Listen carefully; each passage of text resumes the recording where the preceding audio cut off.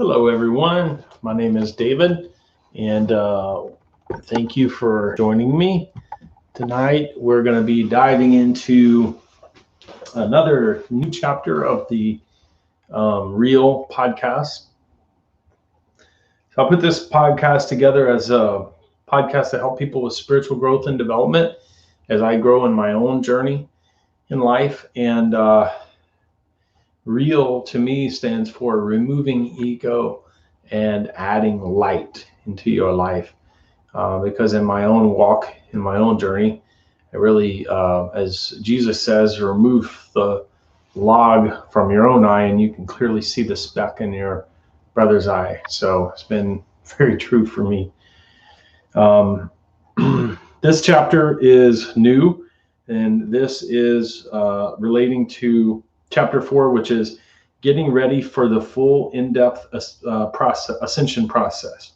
So this is going to be work that is devoted to people who are getting ready spiritually through the work, the spiritual food that we are going to be consuming over the next several years to get ready for the full in-depth ascension process.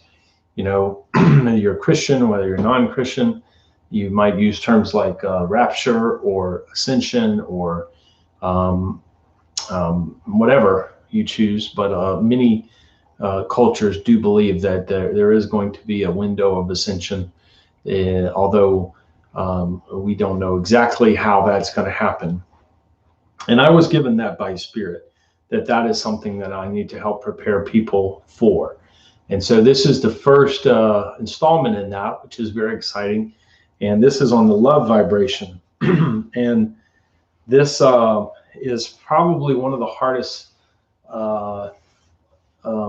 lessons for me to teach, because for one thing, I kind of feel like I'm really not qualified to teach it. I haven't been somebody who's really been loving in my lifetime. When I was a kid, I think a lot of us, we naturally are loving as a child, but as I grew older, I kind of strayed from that. I was dealing with my own internal demons, you know. And of course, when I had children, it was easy to love them. It was easy to love my wife. It was easy to love many friends who I connected with. But, there's also this perception of these enemies, these other people, these people who, what are they thinking? They're different than me, anyway, this is something relating to cars that I want to talk about at the end of this lesson that will hope kind of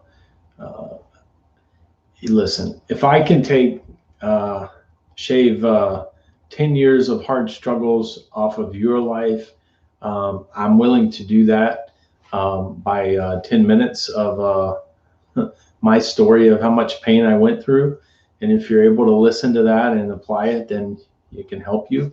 On the other hand, as the angels have guided me over the years, there's nothing wrong with you going out there and absolutely falling on your face again and again and again. As Sylvester Stallone has said, that's actually the best way to learn. It's just a lot harder to learn that way. So anyway, okay.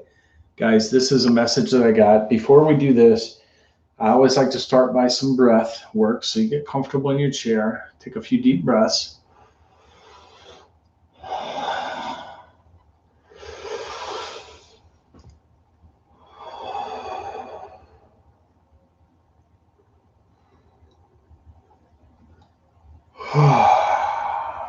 And then if you feel comfortable movement, you can get up. Oh, sorry about that.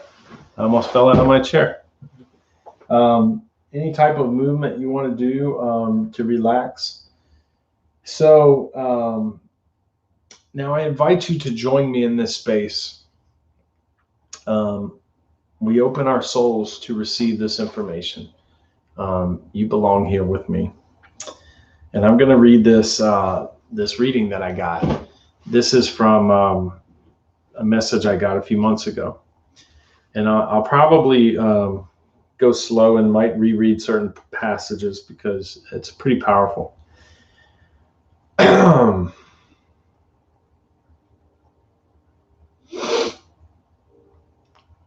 In the love vibration that you are entering into, now this is speaking to me specifically. In the love vibration that you are entering into, a portal that is okay, hold on. In the love vibration, you are entering into a portal that is at such a high frequency, others must raise their vibration to connect with you, which is easy for children. That vibration sends reverberations out into the entire universe. Imagine how powerful it is on planet Earth. And when you intentionally send love energy into certain people, places, or things, it can have a lasting positive effect. You are a powerful being in your love vibration. It's talking about I'm entering a portal that is at such a high vibration, others must raise their vibration to connect. Children are able to do that more easily than adults. And that these vibrations sends reverberations out into the entire universe.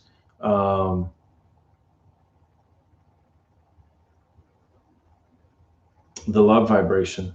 Imagine how powerful it is on planet Earth. And when you intentionally send love energy into certain people, places, or things, it can have a lasting positive effect. You're a powerful being in your love vibration. Again, I don't think I'm qualified to teach this. I just do my best, but I do know love is extremely powerful. I'm just still learning, growing in that knowledge.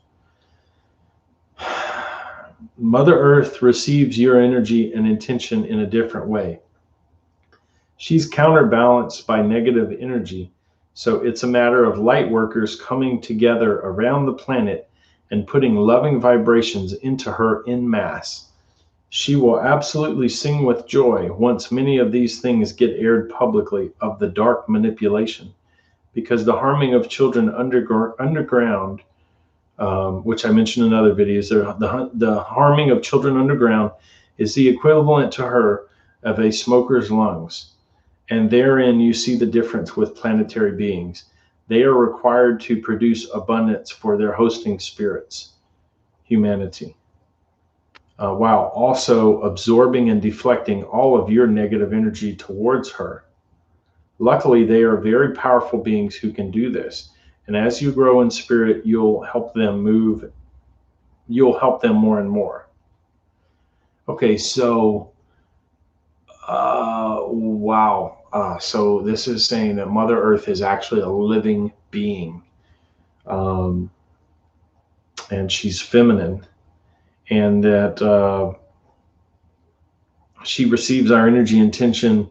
She's counterbalanced. The children being underground has been very difficult for her. Anything evil and bad intent is very difficult for her. Equivalent to a smoker's lungs, she says.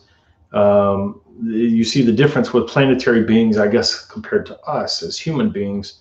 The planetary beings, they are required to produce abundance for their hosting spirits, humanity. So like Mother Earth produces trees for us, produces grass for us, produces rain, water, and she doesn't ask for anything in return. It's all free.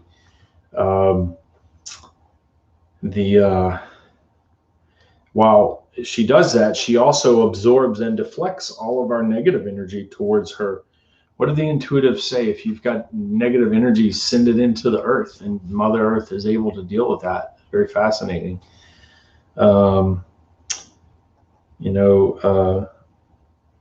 So luckily she's a very powerful being. So now, one more thing there. As you grow in spirit, you'll help them more and more. Mother Earth never intentionally tries to hurt anybody on this planet. It is not Mother Earth who sends viruses around to kill innocent people. It comes instead from dark energy. Now this, a lot of Christians, a lot of people in general, atheists who believe the planet's harm, believe that Mother Earth trying to destroy us because we've done so much environmental damage. Let me read this again. It says, "It is not Mother Earth." What? I'm sorry. Um, Mother Earth never intentionally tries to hurt anybody on this planet. It is not Mother Earth who sends viruses around to kill innocent people. It comes instead from dark energy. There are natural viruses, but you must understand and awaken yourselves to the dark agenda of humanity. Ask yourself, if someone is getting arrested at an airport heading to China with vials of any virus, and that person has lied about what they're possessing, does that sound to you like that person is completely benevolent? It is time for America to wake up before it is too late. If you allow their agenda to take root, it will sprout new parts of the agenda which may not have anything to do with viruses. They actually will be much worse. It may be too much for humanity to recover from. So please go into your heart and talk to God. Ask what you need to know concerning this virus, and then sleep on it, please. And so that kind of tied in and related to the coronavirus that we've been dealing with. Um, but it's pretty fascinating information about of Mother Earth.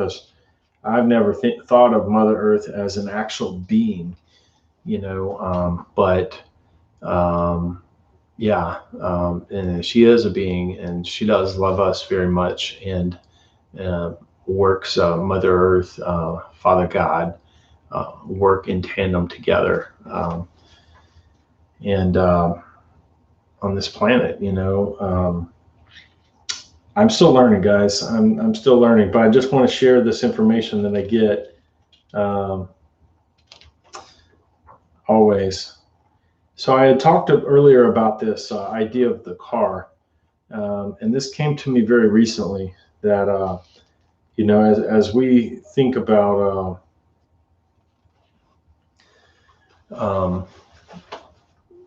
who we are, really who we are. Um, it's hard to love. It's hard for us to love each other because there's so many different races on this planet, and thankfully we don't have different beings um, living here, like different types of extraterrestrials living openly, living among us. But we do have, so we all are one race, the human race. But among that, we have different races. We call them races of the human race. So that doesn't make sense to me, why we call them races. We are all the human race. But anyway, we have the white race, the black race, the Native American. I don't know exactly how they classify them, but they have several. And we're all intermarrying and intermixing and everything anyway. But there is this idea that the old power structures of the past have divided us along race. Well, that hasn't always been the case. Back in a few hundred years ago, in the colonial days, they didn't have huge amounts of slaves coming into the northeastern states. They mainly had the British. And so what they would do is discriminate on where you came from in England. And then later, as the Irish came, they were definitely discriminated against, and the Italians. So I've heard Italians had it even worse than the Irish, but I don't know. The Irish stories were pretty horrible as well. So Jews were discriminated against. So you've always had this. Look at the Uyghurs and what's going on in China. So it's not always about race. But anyway, you've got all this division and strife that makes it hard for us to come together and love one another, which is really our end goal on this planet, is to be able to do that, or one of the chief goals So it can be difficult. But one of the interesting things is this idea of that we're all souls. We're really not black or white or brown. We are all souls. So, and if you believe in reincarnation, then what that means is, I think most of the world population does believe in reincarnation, and I understand certain countries don't. But reincarnation, um, there is evidence. Most of the spiritual traditions that are antiquated, like Buddhism and Zen Buddhism and Taoism and Hinduism, do believe in reincarnation. And there is some scholars who believe that early Christianity, that Jesus taught that as well. So I'm not really going to get into that because I don't want to divide people. You make your own decisions, you listen to your own intuitive guidance on that. But to me, as a Christian, reincarnation, if it does exist, if it doesn't exist or it does exist, it's not a threat to me. Because basically the difference is, on the one hand, if there is no reincarnation, we live this life, we get whatever the experience of this life is, and then we move on to a higher place or a lower place based on our actions in this life. And so that makes perfect sense to me. However, if reincarnation does exist, what that would mean is I have the advantage not only of having lived this lifetime, but also I could have lived as a black female in the past, whereas a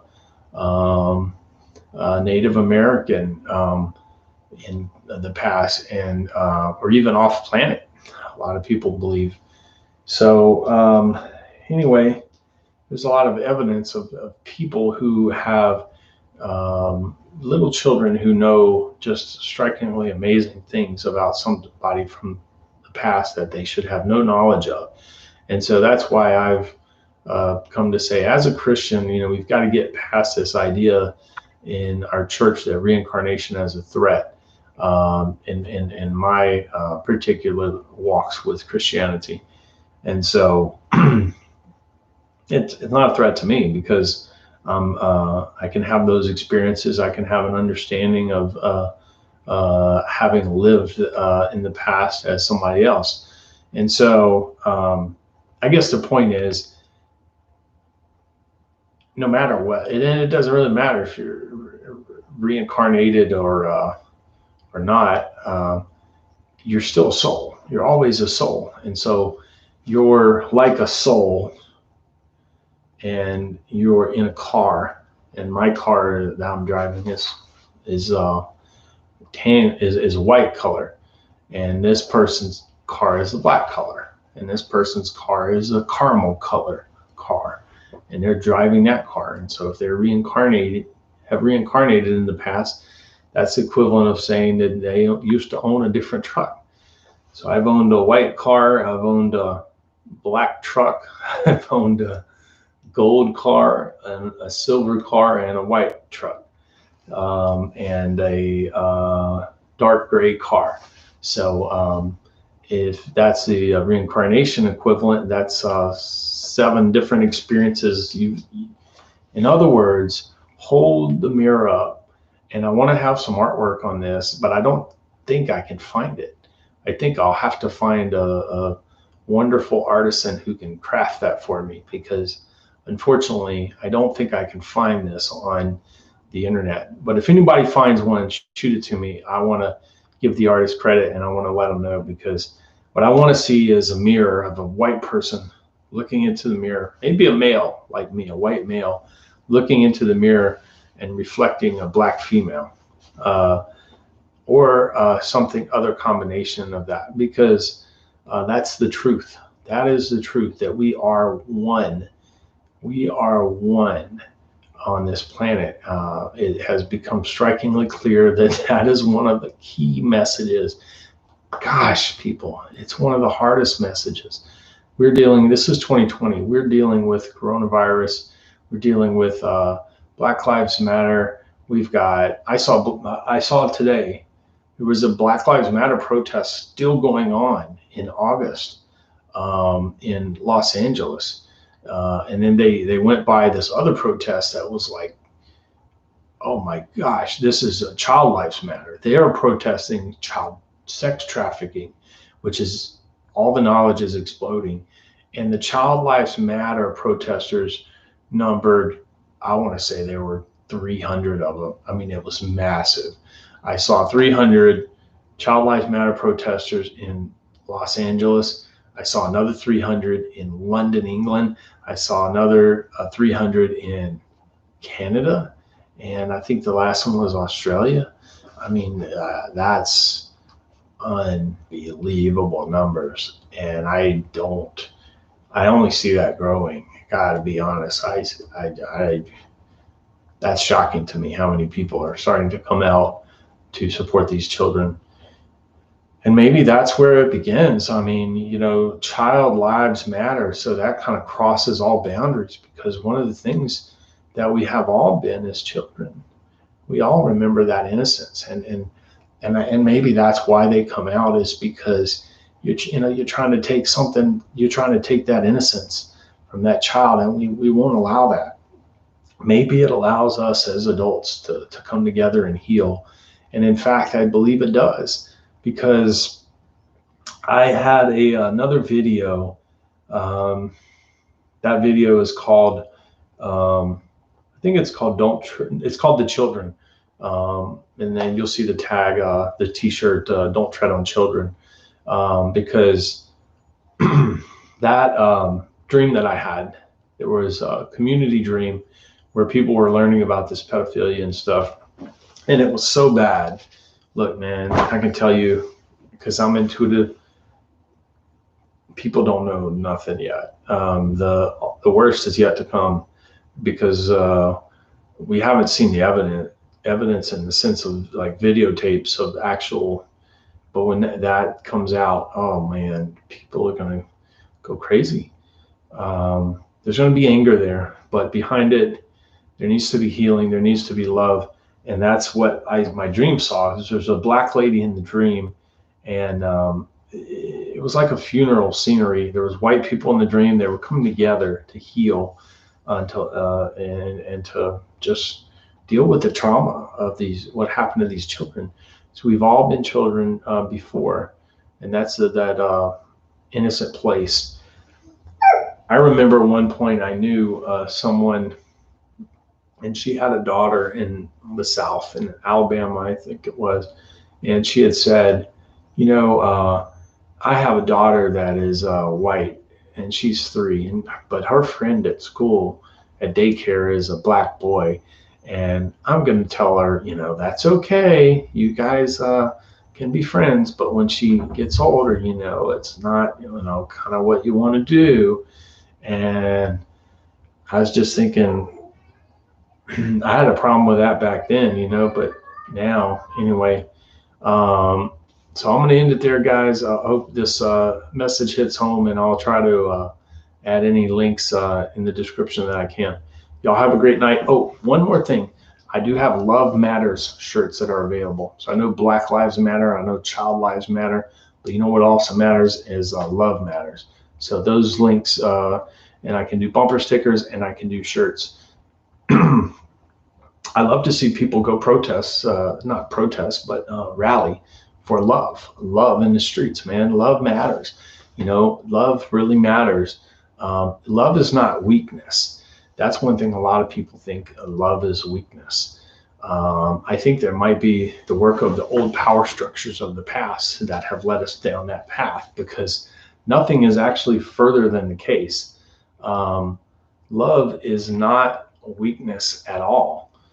As a matter of fact, I just heard, I can't remember his name, but it was a story told by Brad Johnson of a man in India 100 years ago who went to India and documented the great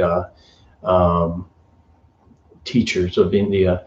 And these people were love artisans. They were people who had such love in their heart and had cultivated it so deeply that they could actually, we think of humans as these weak creatures. I think Joe Rogan's like, who the hell are we? We're nothing. We get torn up by bears and stuff, except for our brains. It's always the intellect, right? But in fact, what these love artisans had done is they cultivated their love to such a high degree that they could go lay before beasts who would try to get into the town and the village gates and harass those residents or eat the children. And they would lay down at the gates because they weren't afraid of these beasts. And with the love that they cultivated in their heart, the animals would not hurt them, and the animals would not hurt the villagers. So realizing that we really are the kings of the earth, and the animals are really like our little brothers. And so, as Jesus said, the lion shall lie down with the lamb. It never made any sense to me until I heard that from that story in India from these Hindu masters. And so it's quite fascinating. That's the power of love. We are just scratching the surface on planet Earth on our power of love. But it is true. It's almost like Obi-Wan Kenobi in the Star Wars trilogy, where he kind of mind controlled the stormtroopers. Well, I was using mind control, but we have that ability with our love. It's almost like you have an enemy there. It's almost like you kind of just, they don't know what to do. They don't know how to react to you. Your power is just like, I have no power.